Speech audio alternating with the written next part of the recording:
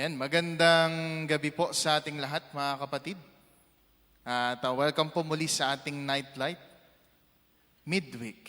Ayan, kala nyo po Ah, tinetesting ko lang po kayo kasi konti lang po tayo ngayon.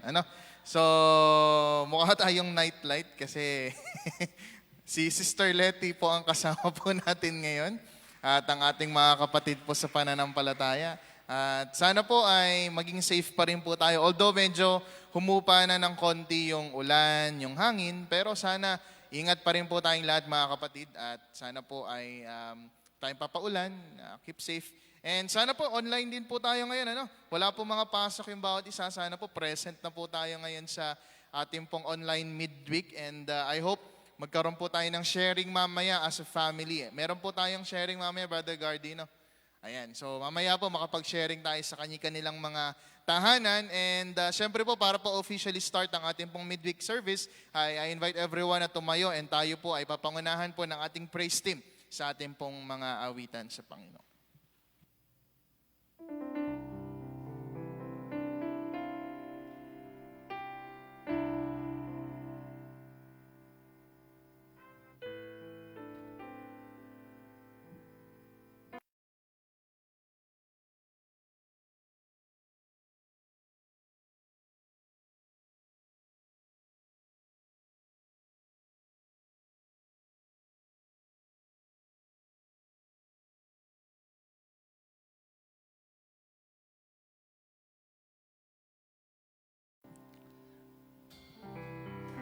Good evening po muli. At sana po ay nasa mabuti po tayong kalagayan.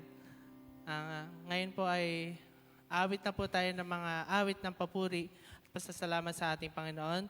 Pwede po tayong pumalakpak, tumayo sa ating mga tahanan at awitin natin to ng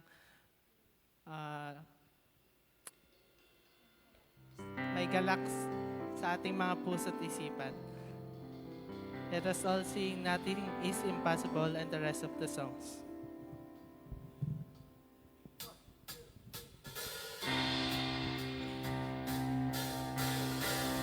Through you, I can do anything. I can do all things. 'Cause it's you who gives me strength. Nothing is impossible. Through you, blind eyes are open. Strongholds are broken. I am living by faith. Nothing is impossible.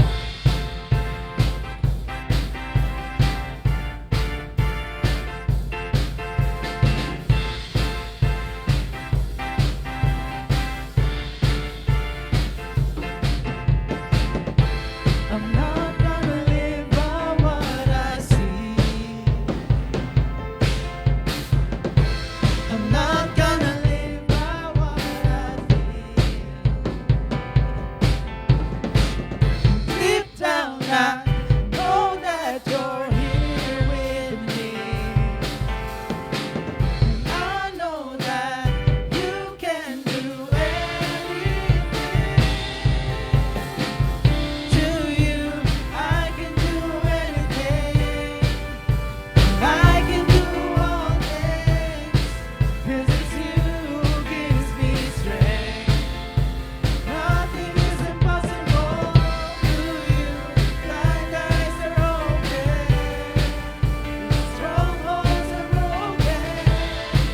I am living by faith. Nothing.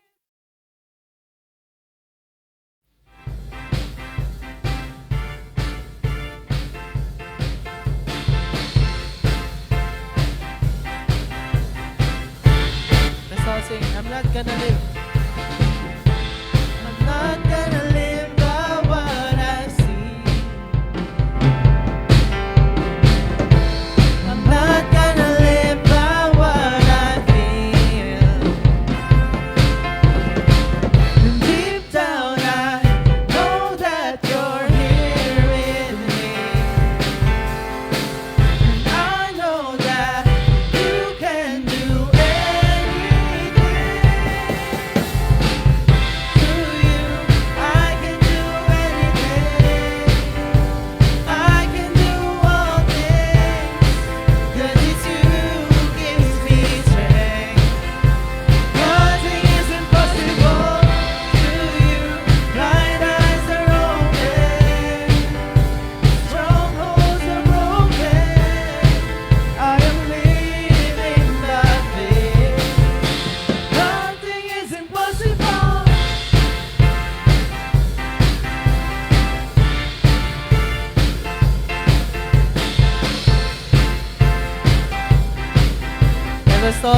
I believe.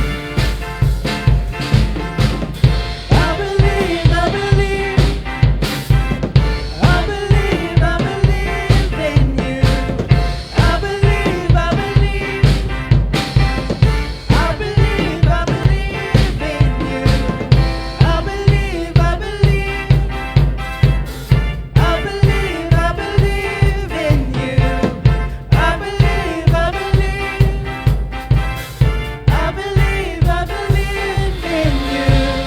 Through you, I can do anything. I can do all things. 'Cause it's you who gives me strength. Nothing is impossible to you. Blind eyes are open. Strongholds are broken. I am living by faith. Nothing is impossible. I believe, I believe, I believe, I believe in you. I believe, I believe, I believe, I believe in you. Palakpakan po natin ang ating Panginoon. Ngayon naman po, habang inaawit po natin itong awit na to, sana po ay bigyan natin ang mga talento natin at mga boses natin para mabigyan ng papuri at pasasalamat ang Panginoon. Let us all sing Mighty to Save.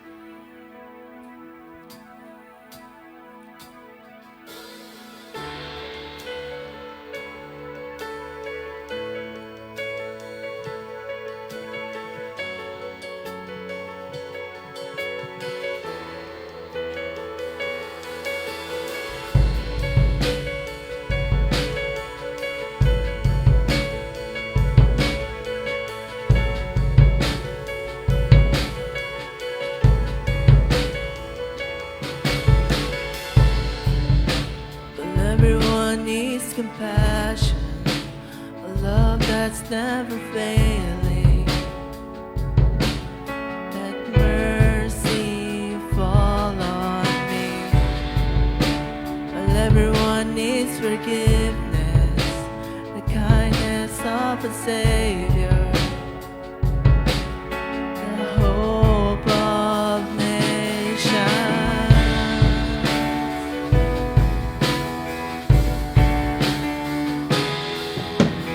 Savior, He can move the mountains. My God is mighty to save. He is mighty to save. Forever, author of salvation. He rose and conquered the grave. Jesus conquered the grave.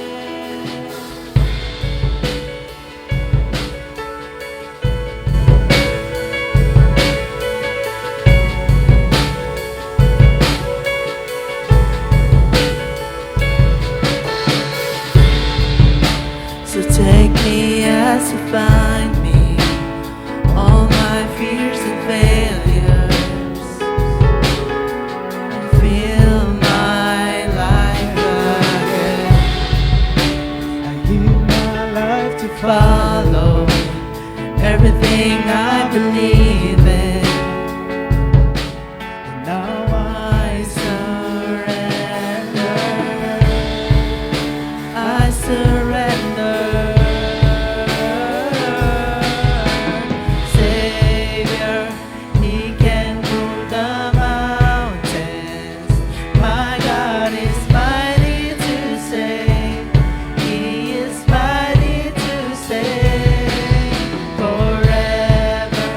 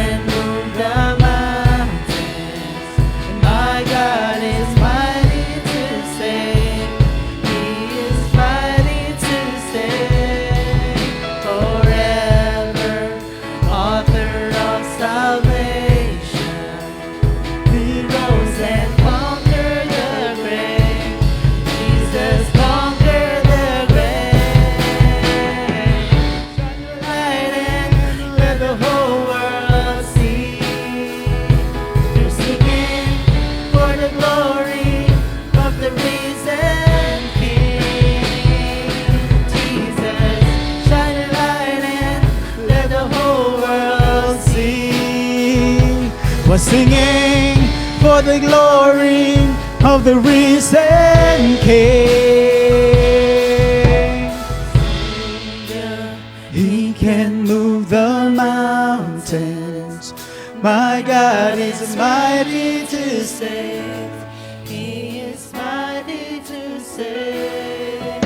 Forever, an author of salvation. He rose and conquered the grave. Jesus conquered the grave.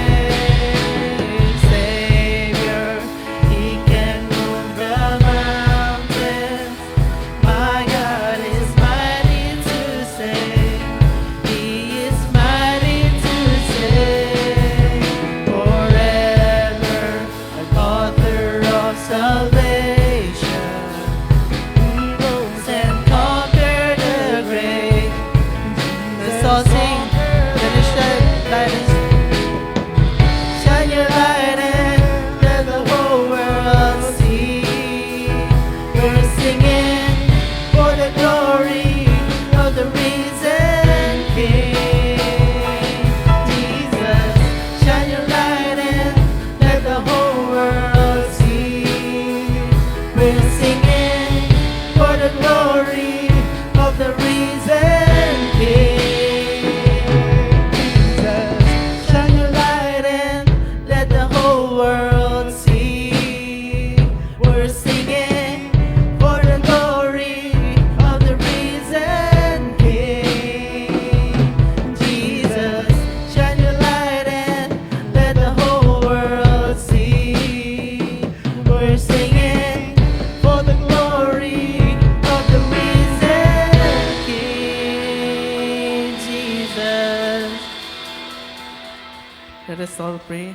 Lord, maraming salamat po sa araw na ito. Salamat sa pagpoprotekta sa amin sa araw-araw. Sana Lord, lahat ng mga kapatid namin, mga kapamilya namin, mga kakilala namin, mga kaibigan namin ay nasa mabuti at ligtas na kalagayan, Lord. Sana po ay matulungan niyo po kami sa panahon ngayon, Lord. Sana po pahinain niyo yung mga paparating na bagyo, Lord.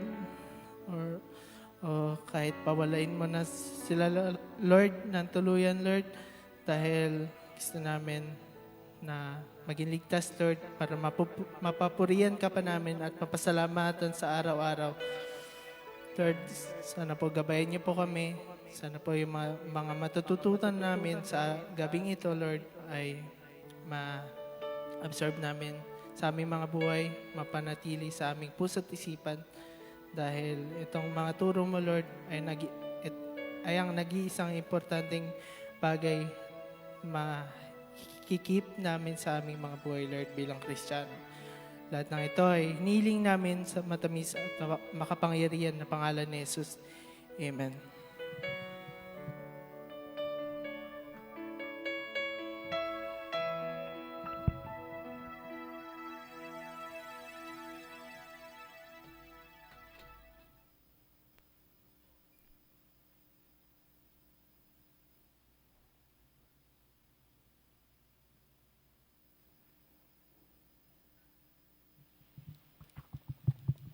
Yan, magandang gabi po sa ating lahat, mga kapatid. At muli po ay papuri po sa ating Panginoon. And sa mga nakikinig po sa atin sa live, ay magandang gabi po. Alam ko po na mas marami pong nanonood po sa atin in live. Kaya sana po ay stay tuned po tayo at pakinggan po natin po yung salita po ng Panginoon sa gabi pong ito. And I hope tayo pong lahat po ay nasa mabuting kalalagayan. At bagamat binabagyo po tayo and meron po ulit paparating na bagyo, ipag-pray po natin sa Panginoon yung safety ng bawat isa po sa atin. At let us see yung miracles na kayang gawin ng Diyos sa bawat isa po sa atin, sapagkat yun po yung ating sinisiris po ngayon. And this is the last series po natin sa ating team na Nothing is Impossible with God. And alam naman po natin po yan, ano man po yung hirap ng buhay po natin, kaya yung ating Panginoon ay kaya po niyang i-solve lahat ng pinagdadaanan po natin sa buhay po natin. And ito po yung last na pag-uusapan po natin this month of September regarding po sa miracles na ginawa ng Panginoon. And actually, masasabi po natin na ito na po yung parang pinakang best na miracles na ginawa ng Panginoon, na dito niya pinatunayan yung kanyang divine nature, yung kanyang pagiging Diyos at pagiging makapangyarihan po sa lahat. Kasi kung meron po siyang kapangyarihan para pagalingin yung mga may sakit, okay, ay meron din po siyang kapangyarihan para muling buhayin yung patay. Kaya yung pag-uusapan po natin sa gabing ito ay from death to life. Okay? At aminin po natin o hindi, madalas ay pinag-uusapan po natin yung tungkol po sa kamatayan. So sabi nga po, death comes from us o to us. Ang kamatayan po ay darating sa bawat isa po sa atin. At hindi natin po ito pwedeng i-avoid. Okay? Kumbaga, lahat po tayo ay mararanasan po natin yung death. Kaya nga po, sabi nga po nila, kung mararanasan po natin yung kamatayan, then bakit hindi pa natin sulitin yung pagkakataon? Okay, we need to live life to the fullest. Okay, gawin na po natin yung buhay po natin na kalugod-lugod para po sa ating Panginoon, sapagkat kapag dumating na po yung buhay po natin yung ating time ng kamatayan, ay hindi po natin alam yung sunod na mangyayari po sa atin. But sa ating mga Kristyano, naniniwala po tayo na ang kamatayan po ay pag-asa na ibibigay po sa atin ng Panginoon. At may mga tao na takot po sa tinatawag na kamatayan. Nung ako po ay bata-bata pa, sabi kong ganon, naniniwala kasi ako dati na kapag ang tao ay namatay, mabubuhay siya ulit. Okay, well, bata pa naman po ako nun. Kaya sabi kong ganon dati, siguro pag namatay ako, yung next na life ko, mayaman naman kami. Kasi mahirap kami. So, ganon po yung thinking ko dati. Pero na-realize ko na minsan ka lang din, once ka lang mabubuhay, once ka lang din mamamatay. Yun po yung katotohanan ng buhay po natin.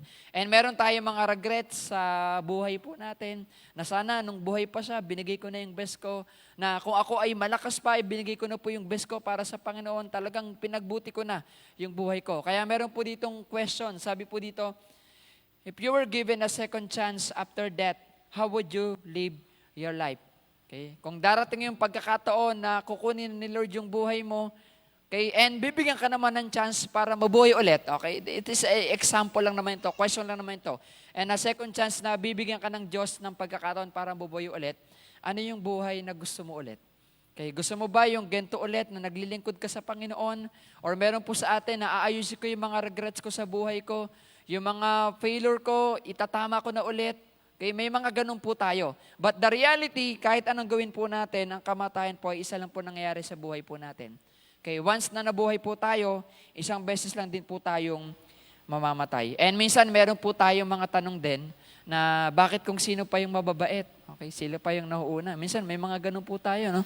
Bakit yung mga salbahe? Okay, yung mga masasama? Okay, parang sila pa yung magaganda yung buhay. Sila pa yung mahaba yung buhay. Okay, and minsan question po natin po yan.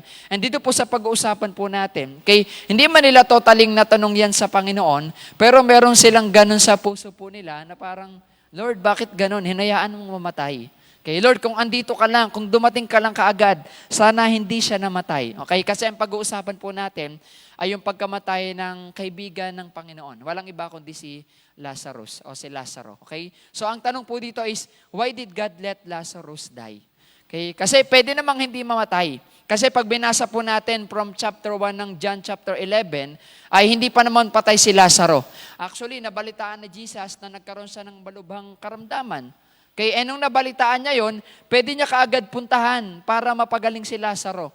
Okay, pero sabing gano'n ng Panginoon, hindi pa siya mamamatay.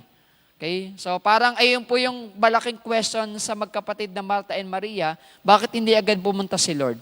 So, why did God let Lazarus die? Okay, ito po yung pagpapatunay na lahat po na nangyayari sa buhay po natin, ay meron pong dahilan yung Panginoon. Okay, sabi po diyan, the death of Lazarus shows that God has a purpose for everything that happens in our lives, even death.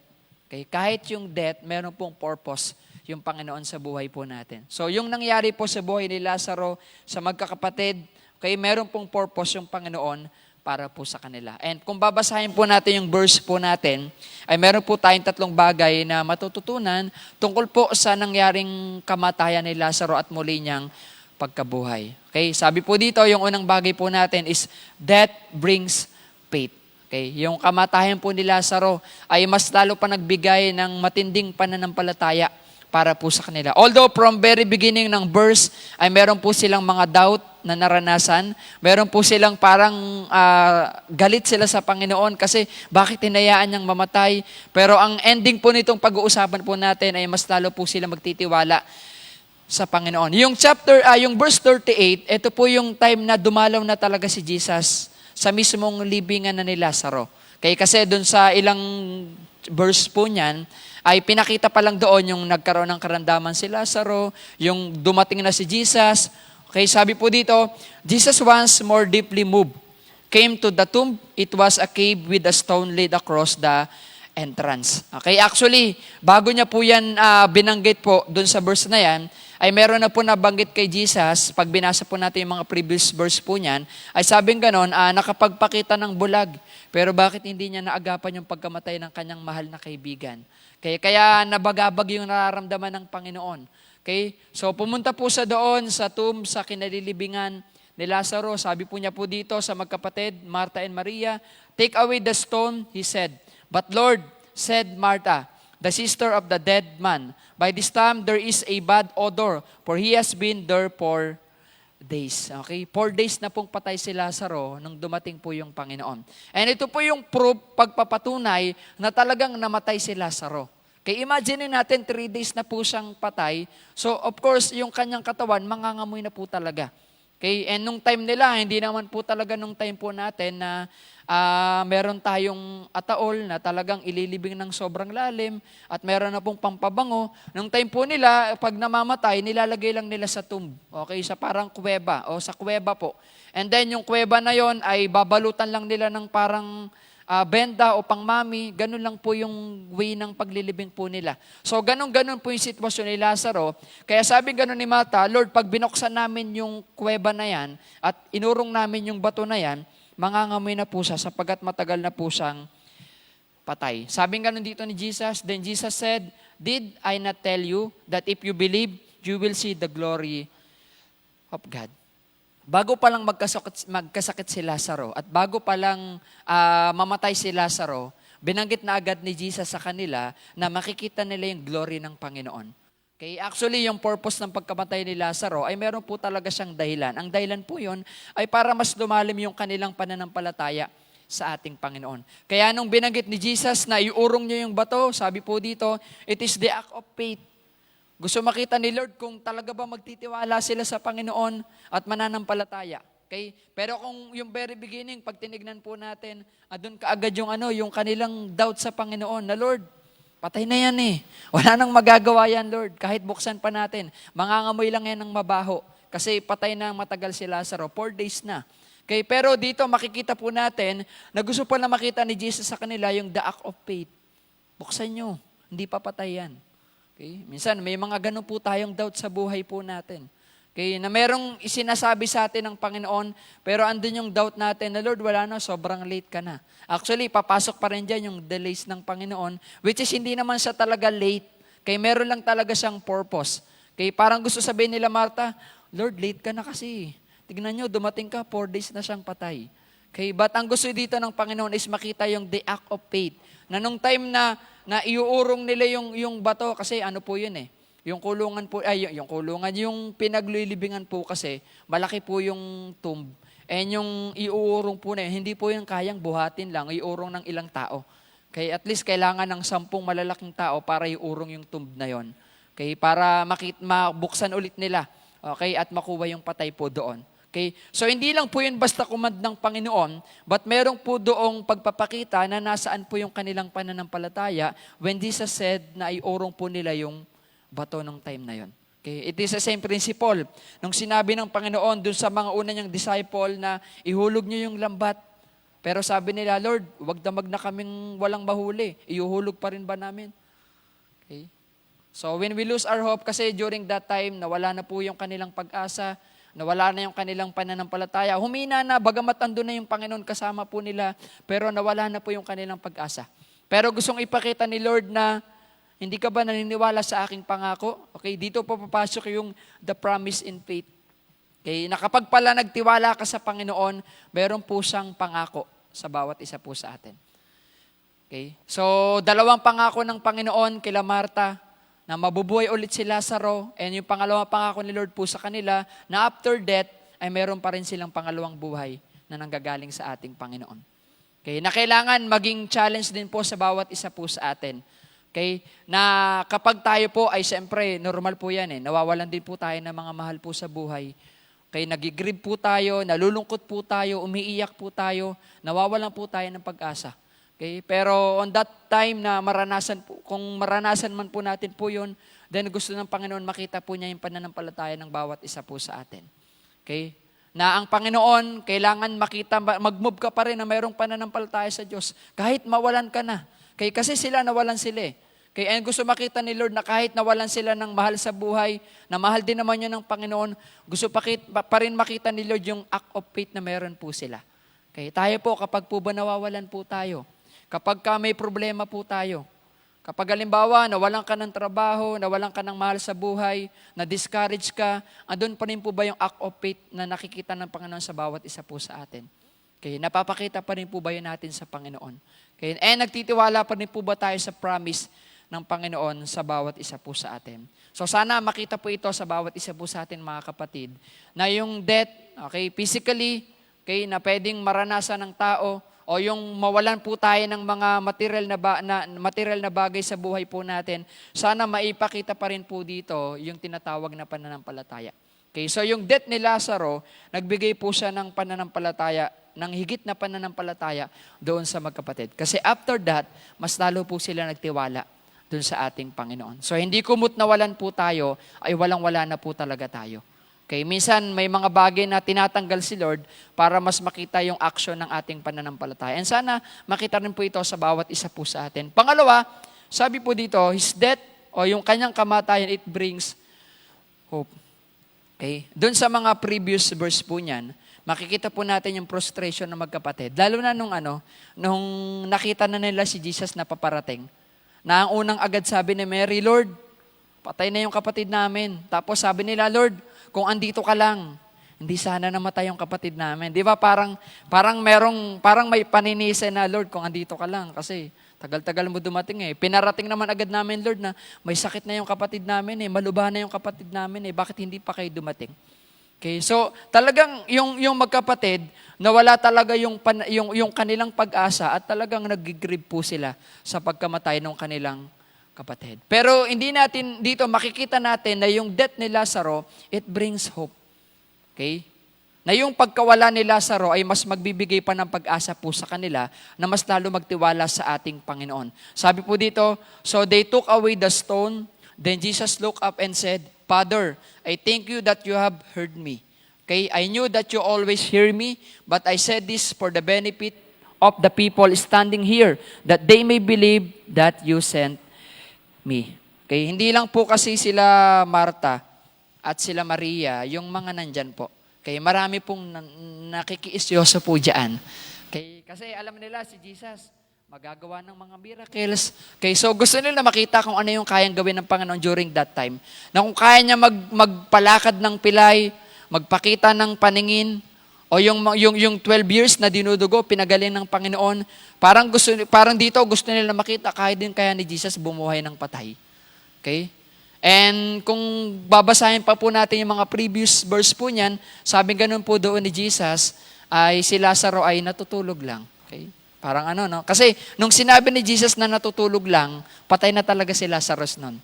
Patay na yung kaibigan niya. Pero binanggit niya na natutulog lang yon kasi merong purpose ang Diyos. And dito siya magpapakita ng miracles na kung saan ay magbibigay ng lalong pananampalataya at pag-asa doon sa magkapatid. So sabing ganun po dito, Jesus has the power not only to restore life. Okay, tandaan po natin, dito pinakita ni Jesus na He has a power to restore life. Kasi nung nawalan po ng mahal sa buhay si Martha at si Maria, parang nawala na po lahat sa kanila. Okay, well, gano'n naman po talaga po sa ating mga tao. Kapag po tayo nawalan ng mahal po natin sa buhay, parang andun po yung nawala na po sa atin po lahat. Kasi nagigrieve tayo, nalulungkot tayo, nawawalan po tayo ng pag-asa, pero dito makikita po natin na yung Panginoon, He restored. O He-restore dito ng Panginoon yung pananampalataya at yung pag-asa po nila. Na kaya niya muling buhayin yung kanilang kapatid, but also to overcome despair, fear, and doubt. Kasi dumating sa pagkakataon na nagda-doubt na po sila. Okay? Hindi na nila naintindihan yung sinasabi nila. Meron pa nga po dyan sa verse, sabing ganon, naniniwala ka ba na muling mabubuhay yung kapatid mo? Anong sabi nung magkapatid? Naniniwala po kami na sa pagbabalik nyo ulit, sa second coming, muli silang mabubuhay. Pero ang tinutukoy talaga ni Jesus, literal na bubuhayin talaga niya nung time na yon. Pero dahil doubt na sila, andun na yung takot nila, hopeless na sila, hindi na sila naniniwala dun sa ating Panginoon. Okay? But, pinakita dito ng Panginoon na yung kamatayan dito ni Lazaro ay magbibigay ng pag-asa sa kanila. Hindi lang po sa kanila, sabing gano'n ni Jesus, para magbigay din ng pag-asa sa mga makaka-witness, okay, ng miracles na gagawin ng Panginoon. Kaya nung time na yon, hindi lang nabuhay yung pag-asa ng magkapatid, kundi lahat ng nakakita sa miracles na ginawa ng Panginoon. Okay? So sa buhay po natin, ganito rin po yung nais ng Panginoon sa bawat isa po sa atin. Okay? Na may mga pagkakataon, kagaya po nung sa magkapatid, nawalan po sila ng mahal po sa buhay. And possible, ganun din po tayo. Nawawalan po tayo ng mga importanteng tao sa buhay po natin. Mga mahalagang bagay sa buhay po natin na parang nawawala na po tayo ng pag-asa po doon. Pero nais pong ituro ng Panginoon sa bawat isa po sa atin na minsan yung mga bagay na pong yon ay magiging daan pa para magkaroon po tayo ng tinatawag na pag-asa sa ating Panginoon. So isa lang po yung nais ituro ng Panginoon sa magkapatid na kailangan yung pag-asa po nila, ibigay po nila sa Panginoon. Okay? Hindi nila matatagpuan yung pag-asa sa kahit na sino man, okay, kundi dun sa Panginoon lamang. Kaya yung buhay po natin na parang feeling po natin, wala nang kwenta yung buhay ko, wala nang saysay yung buhay ko kasi puro ko problema. Hindi po totoo po yun. Kasi kapag si Jesus yung sentro ng buhay mo, kaya niyang i-restore yung life mo. Okay? Yung life po natin na punong-puno ng takot, kawalan ng pag-asa, kayang-kayang i-restore po ng ating Panginoon. Kagaya po sa nararanasan po natin po ngayon, literal na may mga bagyo po tayong pinagdadaanan, magulo po yung bansa po natin po ngayon, and andun yung tingin po natin na wala nang pag-asa yung bansa po natin. Wala nang pag-asa yung bawat isa po sa atin. But dito, pinapakita po ng Panginoon na kapag si Jesus yung sentro ng buhay po natin at nagtiwala ka sa ating Panginoon, kaya niya ulit i-restore lahat ng mga bagay na nawala po sa atin. So ano man yung mga bagay na nawawala po sa atin, si Jesus yung kaya mag-restore nito sa bawat isa po sa atin. And panglas po natin, sabi po dito, death brings new life. Okay? Imagine po natin, kahit pala yung death na yan, kaya niyang magbigay ng tinatawag na panibagong buhay. Okay, ito po yung ginawa ng Panginoon sa buhay ng magkakapatid. Sabi po dito, ayan, sa next slide po natin. When he had said this, Jesus called in a loud voice, Lazarus, come out. Sabi po dito, the dead man came out, his hand and feet wrapped with strip of linen and a cloth around his face. Jesus said to them, take off the grave clothes and let him go. Okay? Ito yung grabing miracles na ginawa ng Panginoon kasi talagang nabuhay si Lazaro. Okay? Tumayo siya, nabuhay siya, and nasabing ganon, kalagan kasi po si Lazaro, nababalot siya ng benda na ginagamit po nila kapag po patay yung isang tao. Okay? And kung makikita po natin, okay, si Lazaro galing po sa kamatayan, pero muling binuhay ng ating Panginoon. And sa life po natin, kasi yun po yung katotohanan eh. Kaya meron kasing, sa Bible po, merong dalawang tinatawag na klase ng death. Kaya yung tinatawag po nating physical death at yung tinatawag po nating spiritual death. Yung naranasan po ni Lazaro, that is physical death. Okay, physical death kasi namatay po siya sa karamdaman. Okay, may mga tao na namamatay dahil sa karamdaman, dahil sa aksidente, dahil sa mga may gumagawa sa kanila na hindi maganda, mga krimen, may mga ganun po nangyayari. Okay, so that is physical death na kung saan yung ating kaluluwa, yung may hiwalay po sa atin. Naranasan po ito ni Lazaro. Okay, and yung physical death na yon, sabi po dito, yan, physical death is the moment when the soul depart from the physical body. Okay? And kapag po ang tao ay namatay physically, okay, dapat pala maging aral din po ito po sa atin. Okay? Na kapag example namatay po tayo, ano po kaya yung pwedeng gawin po natin? Kaya meron po dito mga question that if physical death happened to us, okay, sabi po dito, if I died today, what would I regret not doing? Okay? Kasi si Lazaro, mapalad siya kasi nabuhay siya ulit. Pero sabi ko nga po kanina, kay Lazaro lang nangyari yon, tsaka sa Panginoon. Pero sa atin, ang second life po natin sa pagbabalik pa ng Panginoon. But if physical death mangyari po sa atin, sabi po dito, if I die today, what would I regret not doing? Okay? Si Lazaro, nung nabuhay siya, pwede pa niya ulit gawin lahat. Kasi binuhay uli siya ng Panginoon. That's the power of Jesus. Pinakita dito yung divine nature ng Panginoon. He has over the nature, power over the nature and even the death and the demons kayang i-overcome ng Panginoon. But kung i-apply po natin sa buhay po natin, if physical death comes to us, ano po yung mga regret na pwedeng maranasan po natin?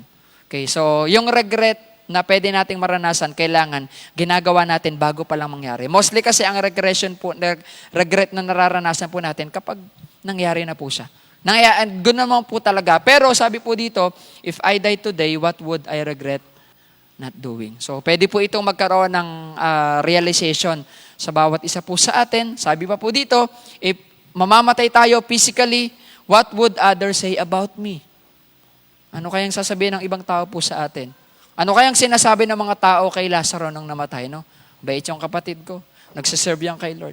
Tayo po, kung mamamatay po tayo today, okay, na wag naman po sana dahil may plano pa po ang Diyos sa buhay po natin, ano kayang sasabihin ng tao sa atin? Buti na lang. Wag naman po sana gano'n, no? Magigirib po ba sila o magse-celebrate po sila? Dalawa naman po yan. Okay? Pero siyempre, we respect yung mga taong dumarating sa tinatawag na death. But in reality of life, palagi namang may sinasabi yung mga tao pag nawawala po yung kapwa po nila. Okay? So what would others say about me if I died today? Okay? Pangatlo, how would I like to be remembered? If we died physically, sa papaanong paraan po natin gusto tayong ma-remember or mapaalala? Okay. Binanggit po ni Kuya Alfred, no, yung nangyari kay Charlie. No? Kung mamamatay ka, paano mo gustong maalala ka ng tao? Sabi niya ganon, dun sa kanyang pananampalataya. Okay? So ito po yung, kasi po, binabanggit po natin po ito, kasi talagang pwede nating maranasan po ito. Okay? So si Jesus, okay, wala na po yung miracle sa talagang merong taong nabuhay, na namatay tapos biglang nabuhay. Kasi ang pangako ng Diyos, ang second life po natin sa pagbabalik po niya. Okay, so punta po tayo doon sa tinatawag po nating spiritual death. Okay, spiritual death meaning to say, okay, hindi tayo patay physically, pero we are dead spiritually. Okay, nangyayari po ito sa isang tao o sa mga tao. Okay, spiritual death is the condition of being separated from God due to sin. Okay? So, dahil sa kasalanan, dahil sa patuloy na paggawa ng kasalanan, tayo po ay napapalayo sa ating Panginoon. Okay? So, ito po yung mga tanong na pwede nating makita, okay, na pwede nating tanungin na kung tayo ay mamamatay o kung tayo ay patay spiritually, kung magkasabay po ito, sabi po dito, will God recognize me? Okay? Makikilala kaya ako ni Lord? Okay? It is a big question sa bawat isa po sa atin. It is inspired by Matthew chapter 7, verse 23. Nasabing gano'n ng Panginoon, lumayo kayo sa akin, okay, kayong gumagawa ng masama sapagkat hindi ko kayo nakikilala. This is what happened if we experience spiritual death. Okay? And pangalawa, sabi po dito, will God accept me? Tatanggapin kaya ako ng Panginoon? Kapag umarap na kaya ako sa Kanya? It is inspired by Matthew 7:21. Sabing gano'n ng Panginoon, hindi lahat ng tumatawag sa akin ng Panginoon ay pupunta sa aking kaharian. This is what will happen if we have a spiritual death. Okay? Pangatlo, will God honor me? Okay? In Matthew 25:21, sasabihin ka ni Lord na, well done, good and my faithful servant. Okay? Ito po yung reality ng buhay po natin. At doon po sa meron po kasi akong isang libro na binabasa. Okay? One thing you can't do in heaven. Okay? Iniisip ko ano yung sinasabi niya doon na isang bagay na hindi mo pwedeng gawin doon sa langit. Okay? So hanggang sa na-realize ko, nung tuloy-tuloy kong binabasa yung book po niya, isa pala sa tinutukoy niya po doon na hindi mo pwedeng gawin sa langit ay yung mag-evangelism. Okay? Kasi lahat doon, na kay Lord na.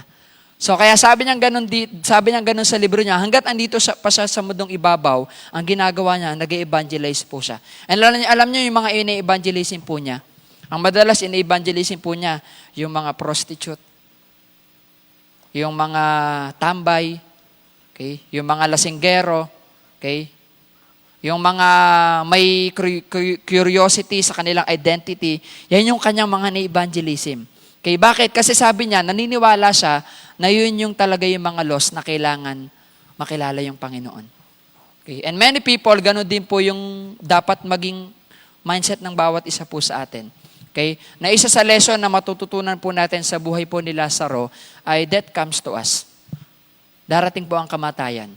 Okay? Pero kailangan yung death na yon ay mapaghandaan po natin. And hanggat andito pa po tayo, sana magamit po tayo ng Panginoon. Okay? Hanapin po natin yung mga nawawala pa sa Panginoon. And kung tayo po yung nawawala, bumalik na po tayo doon sa ating Panginoon. Okay? Kasi po yung second life na ibibigay sa atin ng Diyos ay dalawa po yan. That is for eternity. Okay, ito po ba ay habang buhay kasama yung Panginoon o yung habang buhay doon sa tinatawag po nating paghihirap? Kaya sana yung bawat isa po sa atin mga kapatid, okay, hanggat andito po tayo, we need to enjoy life.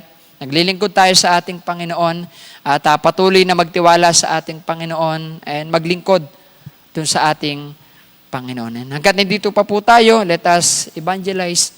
Okay, gamitin po natin yung mga lakas po natin.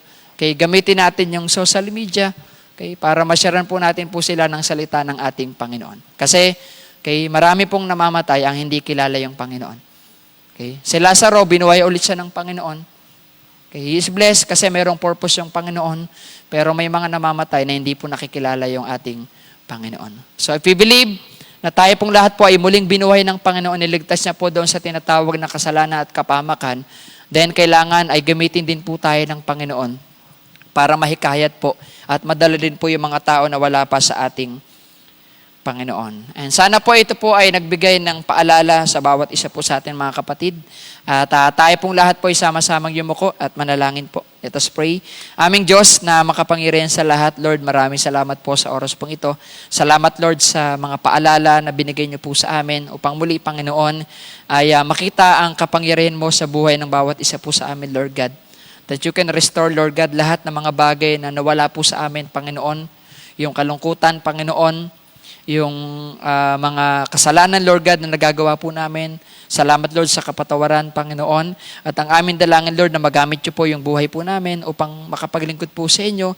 At patuloy, Lord, na makahikayat pa, Lord God, ng mga tao na nawawala at hindi pa kumikilala po sa inyo. Kaya, Lord, maraming salamat po.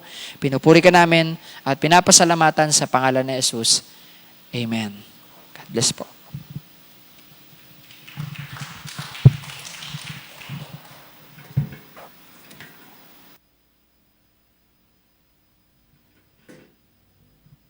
Yan. Salamat po sa isa pong magandang reminder sa atin. Ayan. Sige po. So, magandang paalala po ito sa atin ni Brother Gardy, ano po, regarding sa, ito na po yung last midweek natin, Brother Gardy, no? Ayan. So, meron na tayong panibagong series next week. So, sana po maging ready po kayo sa mga speaker natin next week. Dahil po, ano na po tayo next week?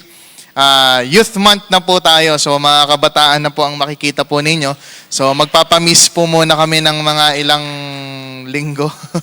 At yun po muna ang maririnig po ninyong magsasalita. And ilan lang po sa mga balita po natin, mabilisan na lang po tayong balita po. Ay, una po, patuloy po yung ating mga regular services, fellowships. Bukas po yung cell group po sa Gordon Heights ay canceled na po in line of our bad weather. And yung pong ating prayer breakfast, hopefully, and if God is willing, ano po, na maging maayos po yung panahon natin, ay tutuloy po tayo. And if maganda po yung panahon, tayo po ay magkakaroon po ng prayer breakfast sa Block 27. Ano po, para po tuloy-tuloy na rin po sa mga ministry po natin sa kids, ano po, sa Sunday School or RBS ministry po natin doon. At ganoon din po, yung ating Sunday service, I hope makapunta po yung bawat isa po sa atin. And this coming Saturday na rin po, yung ating po palang board meeting. So sa lahat po na may mga elders and deacons natin, I hope mabigyan natin to ng oras.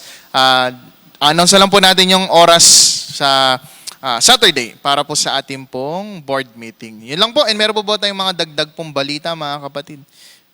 Kung wala na po, hindi natin papahabain yung oras para po tayo po ay makapag-sharing, makapagpahinga at sana po ay maayos na po ang panahon sa araw po ng bukas. Kaya mga kapatid, to close ang ating midweek service, tayo pong lahat ay tumayo. And let's all pray. Heavenly Father, Lord, you are so good to us, Panginoon. Salamat, Panginoon, sa panibagong buhay, panibagong pagkakataon, mercy and love na patuloy niyo pong pinagkakaloob sa amin. Panginoong Diyos, ang aming hiling at dalangin sa pagkakataon pong ito, ang pagpapala po ninyo sa bawat isa sa aming pong mensaheng narinig. Nawa, Panginoong Diyos, ito po ay maging paalala po sa amin to do better, Lord God, to live our lives na pleasing sa inyo pong harapan. Lord, ganun din ang aming prayer sa panahon na meron po kami. I hope maging maayos na po ito at maging safe din po yung bawat isa. Although meron po mga taong na disgrasya, mga bahay na nasira o mga lugar na salanta po ng bagyo pong ito, Lord God. Tulungan niyo po kami to rebuild and to move forward, Lord God, sa mga bagay po na ito. Panginoong Diyos, ingatan niyo po kami sa aming pag-uwi mamaya. Maging safe po kami sa lahat ng aming gagawin pupuntahan. At nawa, Panginoong Diyos, maging daluyan po kami ng pagpapala ng inyong mga banal na salita. Lord God, umaasa po kami na inyong pong patuloy na paggabay sa bawat isa po sa amin. Mangyari ang kagustuhan mo sa tulong at gabay ng banal na Espiritu sa bawat isa po sa amin. Sa lahat po na may mga problema, sa lahat, Panginoon, na mayroong mga karamdaman, kayo po ang pumagitna, kayo po ang mag-provide, kayo po ang bahala sa bawat isa po sa amin. Kaya Panginoong Diyos, sa iyo namin ibinabalikan lahat ng ito na may papurit pa sa salamat sa dakilang pangalan ng aming Panginoong Hesus sa tulong at gabay ng banal na Espiritu. Amen. God bless po sa ating lahat, mga kapatid, and see you po sa ating midweek service. And ipopost natin dyan sa live po natin yung ating question. Mga media team, thank you so much po para po sa kanilang mga tahanan. Makapag-sharing po tayo. Ayan. So, what dead area in your life has God revived? And how did it affect your walk with Him? So, ano pong binuhay ni Lord sa inyo pong buhay? Ano po, baka po may mga patay ng lugar sa buhay po natin. Ano po yung binuhay dyan ng Panginoon? Sige po, take your time po para po makapag-sharing sa kanilang mga tahanan. And see you po sa ating pong mga gawain sa susunod na mga araw. God bless po, mga kapatid. Ingat po tayong lahat.